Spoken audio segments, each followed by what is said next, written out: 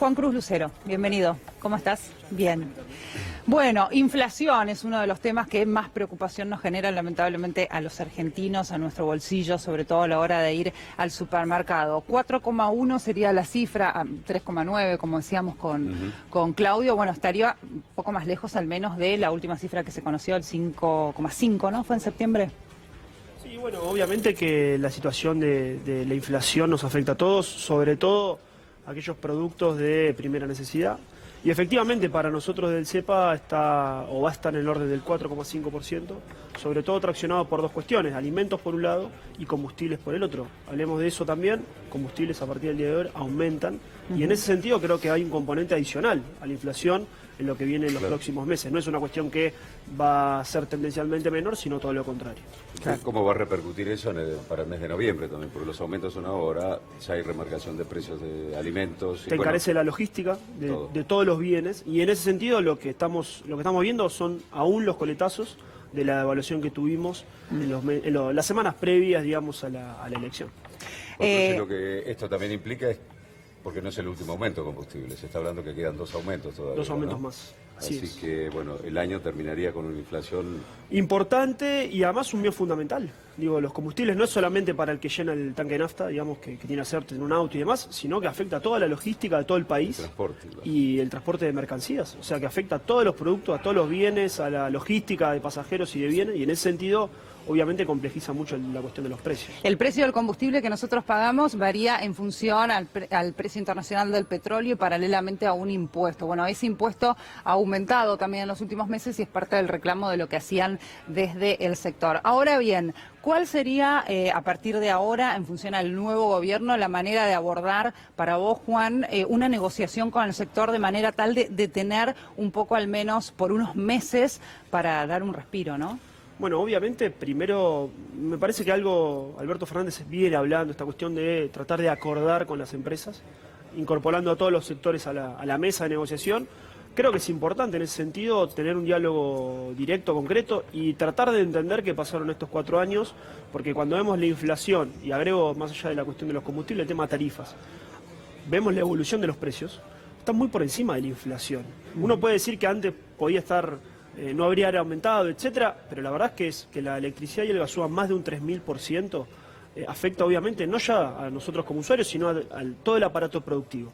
Con lo cual a mí me parece que tiene que haber una negociación, tiene que conocerse a dónde fue toda esa plata, tiene que haber una discusión en términos de los costos, porque la verdad es que si se mantiene en esta senda, igual que los combustibles, digo, ya no es difícil vivir porque no nos alcanza la plata, sino el entramado productivo no puede producir, no puede ser competitivo. Entonces, en ese sentido, creo que hay que tener una mirada integral, y esto la vez pasada que vinimos acá y lo hablamos, es muy importante, esta mirada integral, es decir, afectar todas las cuestiones, todas las variables y tratar de avanzar en un sendero de mayor, uno puede decir, bueno, seriedad, madurez posible. Claro. Precio del dólar se mantiene estable, pero el riesgo país aumenta. ¿Por qué es eso, Juan Cruz? Bueno, me parece que primero la cuestión del dólar está controlada por el super cepo que tenemos. Efectivamente, en las últimas semanas ha habido incluso una recompra por parte del Banco Central. En ese sentido, compró, creo, 82 millones. Sí, exactamente, creo que son 1.100 aproximadamente en las últimas semanas. Es positivo, obviamente, creo que tiene que ver con esta cuestión de la imposibilidad de comprar. Digo, claro, es muy duro, las empresas no pueden comprar, las personas solamente $200, es positivo. Y en términos del riesgo país, a mí lo que me parece es que hay un nivel de inestabilidad todavía estructural que se mantiene, y en ese sentido creo que el próximo gobierno va a tener que ir desandando todas estas cuestiones. Lo hablamos acá la vez pasada, el CEPO lo que hizo fue estabilizar la situación rápidamente, de un momento a otro, pero no se resolvieron los problemas de fondo. En ese sentido creo que la resolución, si se quiere, de lo que tiene que ver con las enormes problemáticas que tiene la macro, en términos generales, todavía faltan resolverse, y creo que el próximo gobierno va a tener un desafío importante en ese sentido. ¿Crees que se hace por esta inflación y por todo lo que está sucediendo con la economía y el consumo y la devaluación y el poder adquisitivo de los trabajadores, que cada vez se vea menguado cada día, de un bono para fin de año que simplemente en forma urgente? Bueno, me parece que la situación social amerita que se pongan manos en el asunto, lógicamente. Me parece que hay que ver la cuestión del bono, porque no solamente, digo, es el Estado el que lo que puede financiar en términos, bueno, el que lo asume, sino las empresas pymes. Recordemos, las empresas pymes están en una situación realmente crítica. Casi 23.000 pymes menos desde el 2015 esta parte, y es medio difícil plantearles un esfuerzo aún mayor en este contexto donde la crisis no encuentra piso.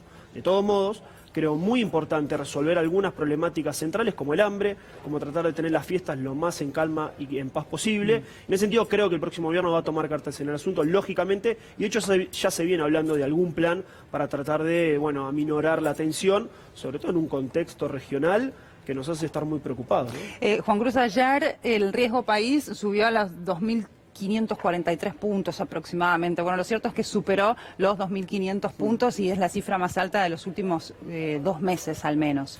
Esto refleja en parte, por supuesto, lo que pasa en el país y paralelamente lo que está pasando en la región, la crisis política. Sí. Sí, obviamente, lo comentábamos recién, creo que hay una cuestión estructural que la verdad es que es bastante complejo. Obviamente hay tensiones ante la proximidad del cambio de gobierno.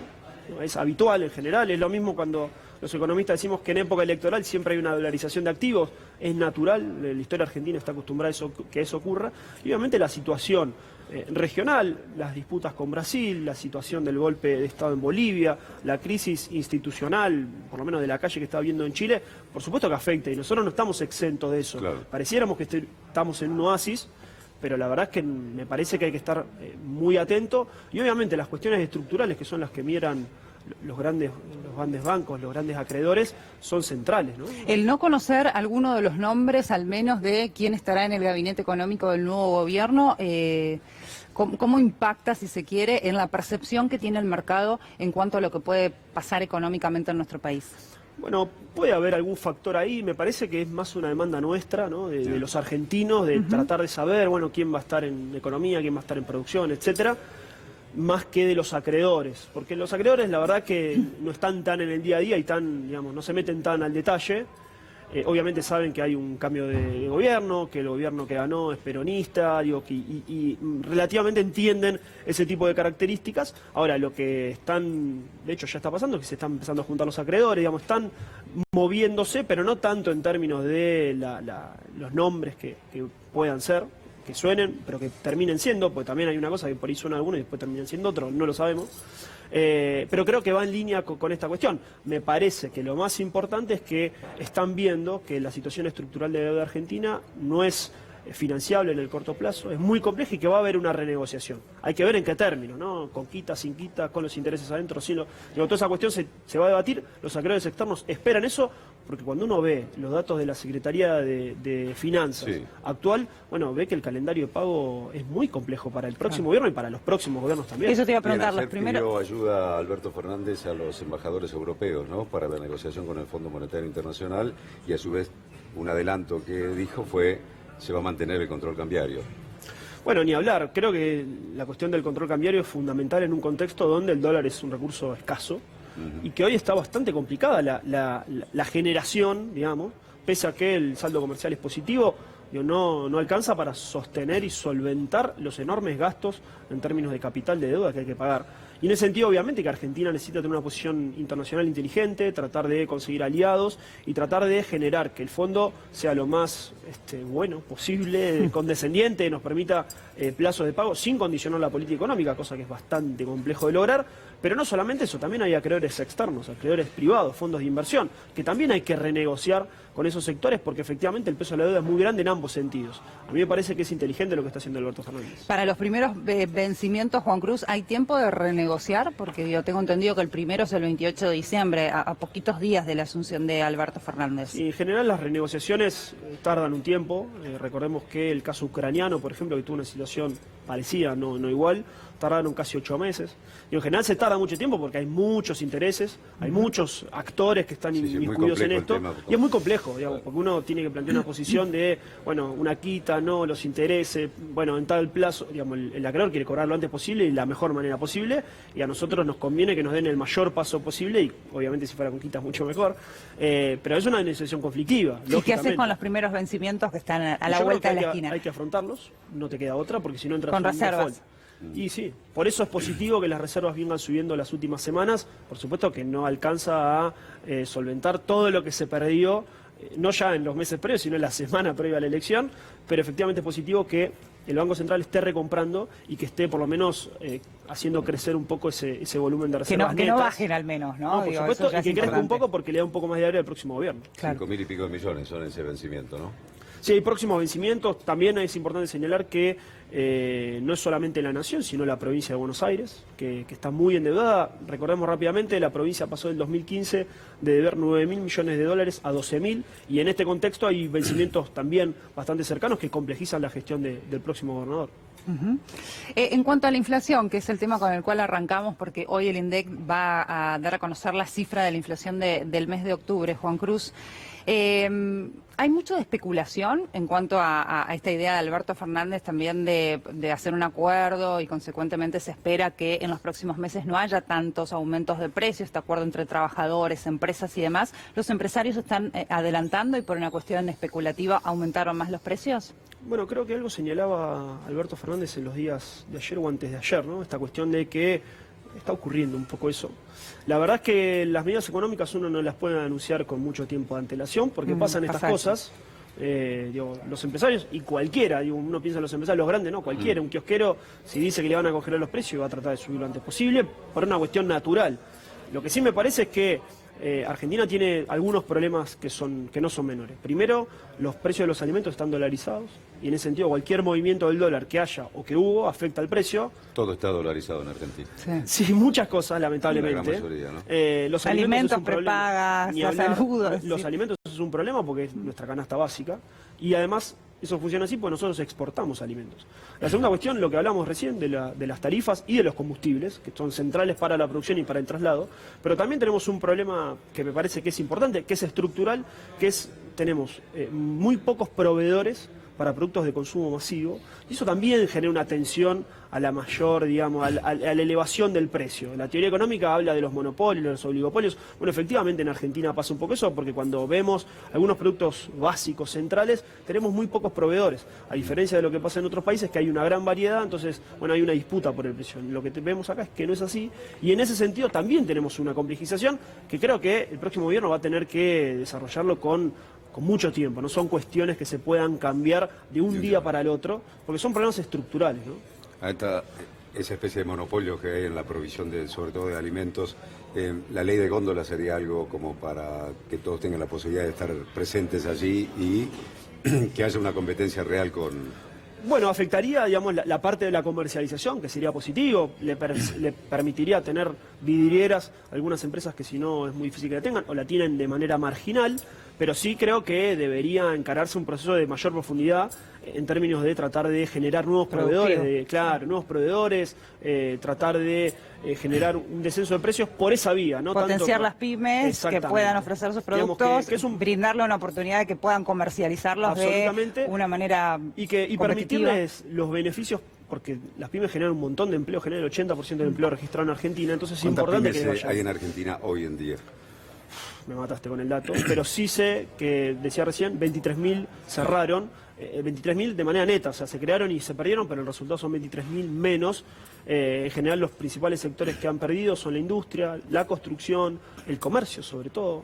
Cuando uno camina por la capital ve que hay una cantidad enorme de negocios cerrados, que se alquilan, que se venden. Bueno, eso es una verdadera crisis pyme, y en general cuando uno observa, uno puede decir, bueno, el lugar principal donde los trabajadores y las trabajadoras argentinas se incorporan laboralmente. En general son empresas pymes, familiares, pequeñas, y esas empresas, esas unidades productivas están pasando una verdadera crisis. Juan Cruz, pasábamos ahí algunas imágenes de alimentos, veía un poco la carne, y digo, ¿cómo puede abordar el próximo gobierno la cuestión del precio de los alimentos en cuanto a que hoy es mucho más beneficioso para un empresario exportar que vender en el mercado interno? Consecuentemente nosotros como consumidores estamos pagando prácticamente un precio dólar por los alimentos. Y la realidad es que pareciera que en algunos casos, si el empresario acá no vende, no le importa porque está haciendo fortunas con las ventas afuera. ¿Cómo puede manejar esto el gobierno de manera tal de que de cuidar un poco el mercado interno, ¿no? Y la gente sobre todo? Bueno, en principio una cuestión conceptual.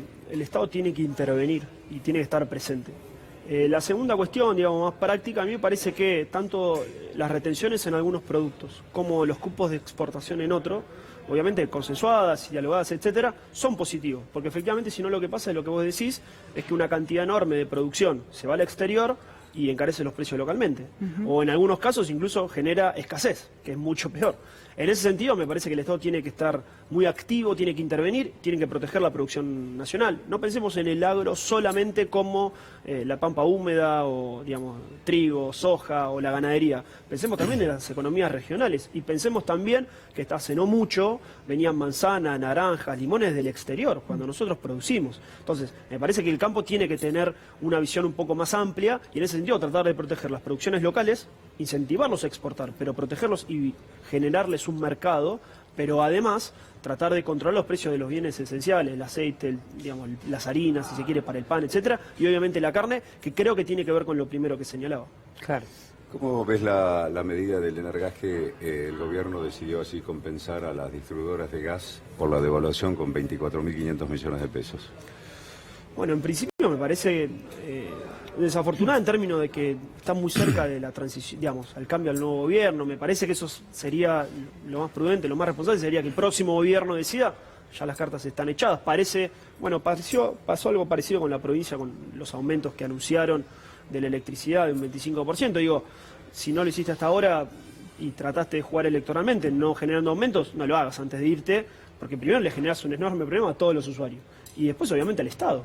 Entonces, y digo, más allá que cambie el gobierno, el próximo gobierno va a tener que afrontar esa cuestión porque no van a llegar a abonarlo ellos. Entonces, me parece que hay un signo de bastante irresponsabilidad y la verdad es que hace dudar de la gestión, sobre todo cuando ya las cartas están echadas. No tenemos un balotaje, ya hay un presidente electo, ya hay un gobierno electo y la verdad que se tomen medidas de cara al futuro de un gobierno que ya perdió las elecciones, la verdad que me hace bastante ruido. Claro. A lo largo de estas semanas, Alberto Fernández y parte de su equipo, que si bien no está confirmado, se estima que algunos de los nombres que estuvimos diciendo estas últimas semanas van a formar parte del gabinete, se estuvo reuniendo con empresarios, con sindicalistas, es decir, está tratando de adelantarse a lo que se puede venir. Juan Cruz, asume Alberto Fernández y todo su equipo el 10 de diciembre. ¿Cuál debe ser la prioridad? ¿Qué es lo primero que deben atacar, por así decirlo? ¿La deuda? Mira, creo que no hay una sola cuestión. Creo que tiene que haber andariveles que vayan a la misma velocidad, pero en cuestiones diferentes. Mencionábamos hace un ratito la cuestión del hambre, la pobreza, la indigencia, situaciones de enorme precarización en términos alimentarios. Bueno, eso es fundamental. Cuando uno habla de la deuda, qué sé yo, y olvide esa cuestión, es un error.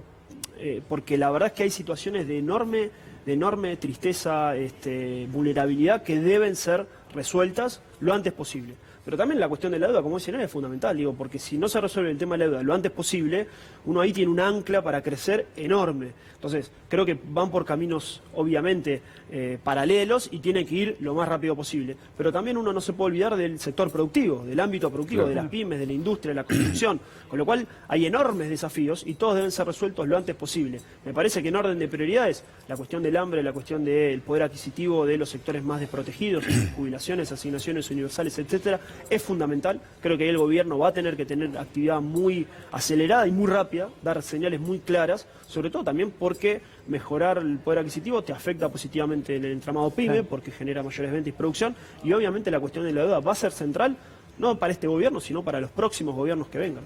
En cuanto al hambre, en las últimas horas la ONU difundió algunas cifras nuevas. 5 millones de argentinos pasan hambre. Esto implica que no tienen acceso a los alimentos o que pasan 1 o 2 días sin comer, ¿no? Sí, alimentos básicos. Y es una cifra que en realidad duplica aquella que conocíamos en el año 2015. Esa es la preocupación.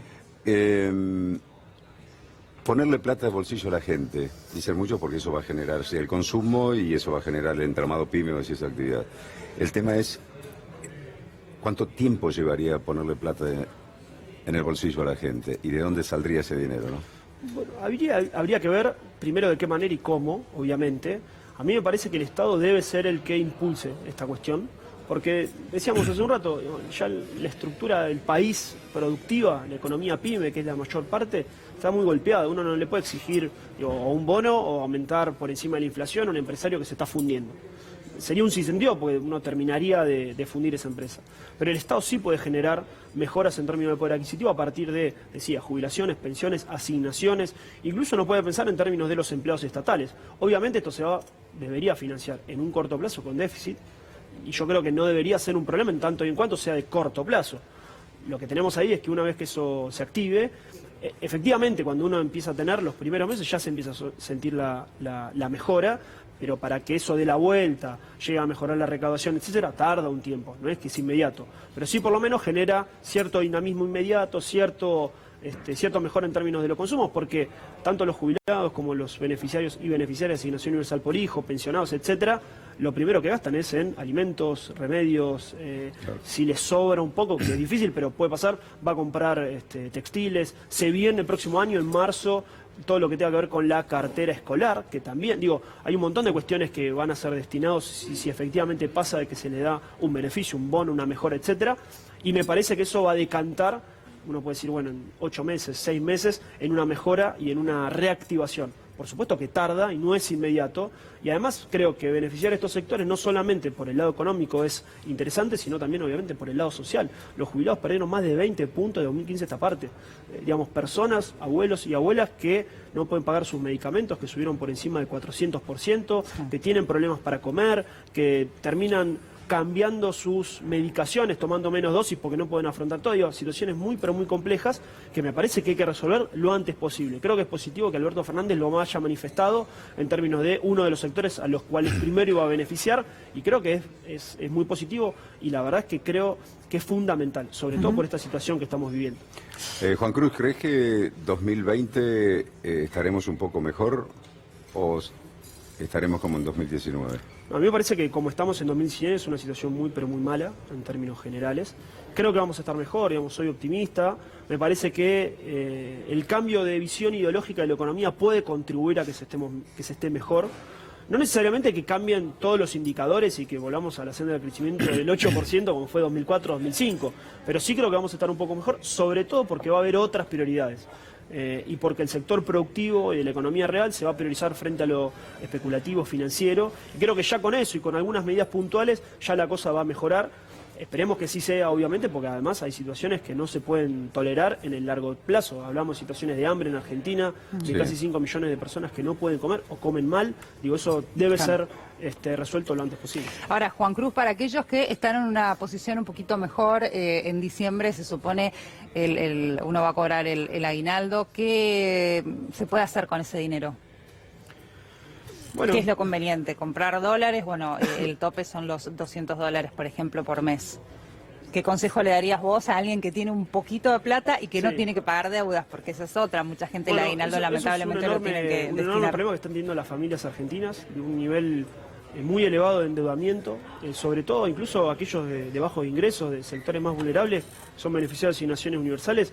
Una gran parte de ellas, casi el 90%, han contraído deuda con el ANSES, con lo cual a mí me parece que tenemos un foco muy grande de deuda que va a tener que ser abonada. Pero después aquel ahorrista que tenga la posibilidad, a mí me parece que hoy la opción del dólar no es posible. Me parece que en términos de inversión de corto plazo, bueno, un plazo fijo puede ser una salida estable, por ejemplo, pero me parece que hoy no tenemos las condiciones como para realizar inversiones de alta valorización, digamos, o que den mucha rentabilidad, porque la situación del país, de la macro, etcétera, es muy frágil, y en ese sentido me parece que aconsejar una inversión de enorme rentabilidad es complejo.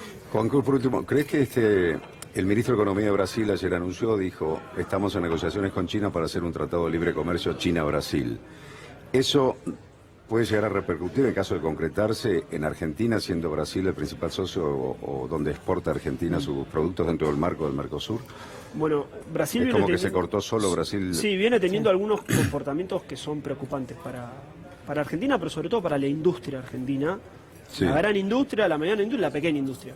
Efectivamente, si ello ocurriese de que firmaran un tratado de libre comercio con China, puede ser con la Unión Europea o con Estados Unidos. Brasil ha encaminado estas 3 negociaciones y discusiones. La verdad que para nosotros sería enormemente grave. Digo, es difícil encontrar una palabra porque sería catastrófico en términos de no solo la producción industrial, que sería la más golpeada, pero también para el agro, porque empezaríamos a competir con productores franceses, con productores norteamericanos, con productores chinos. Digo, y en general lo que uno entiende es que el Mercosur, si algo tenía de positivo, era la negociación de bloque, claro, ¿no? Tratar de negociar como un bloque frente a las grandes potencias. Para eso funcionan los bloques regionales. Efectivamente, la política exterior de Brasil viene teniendo un comportamiento muy, uno puede decir, irresponsable, posiblemente a ellos les pueda llegar a beneficiar. Para nosotros es una catástrofe, y ni hablar para los países más chicos del Mercosur. Totalmente. Porque, digo, elimina la posibilidad de tener algo de competencia, y además algunas negociaciones que se están encarando no hablan solamente del intercambio de bienes, sino incluso de servicios. Sí. Con lo cual no solo pondría en peligro la producción en términos generales, sino también la obra pública, las constructoras, etcétera. Digo, son acuerdos muy amplios que son muy peligrosos. Si efectivamente esto se cumpliera, para Argentina sería catastrófico. Por supuesto que tarda mucho tiempo, no son acuerdos que se puedan firmar un día para otro, pero la verdad que hay que estar muy, pero muy atento. Lo mismo que con lo que fue, que uno, bueno, no lo demos por enterrado, pero más o menos el acuerdo con la Unión Europea, que venía en la misma línea, que también era muy preocupante, sobre todo para la estructura industrial argentina. Juan Cruz, muchísimas gracias. No, por favor. Hasta cualquier Gracias. momento. Hasta luego. Vamos a un informe.